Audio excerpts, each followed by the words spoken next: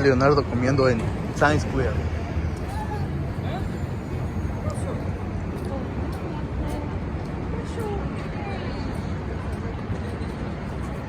Esto es para su historia. ¿Para tu historia? ¿Para tu historia?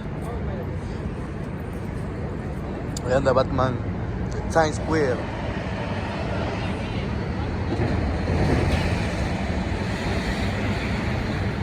Times Square.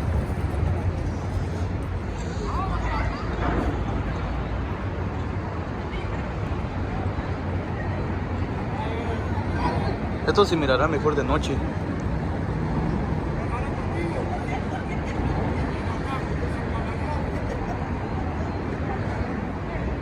Ahora tomaba a mí uno. Por allá, de allá porque.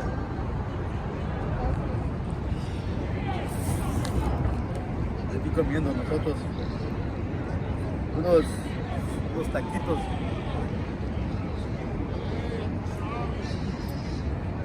Saludo. Por allá.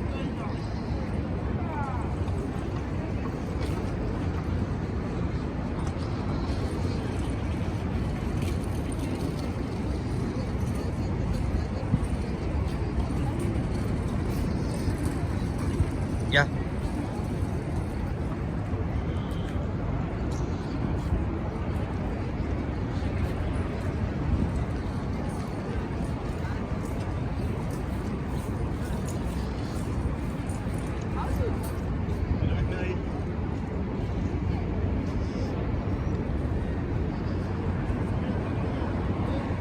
Aquí estamos comiendo nosotros.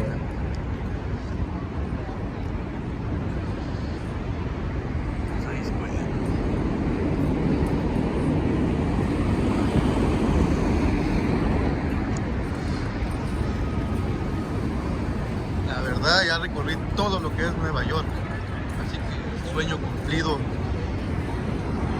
sueño hecho realidad, ya puedo morir feliz.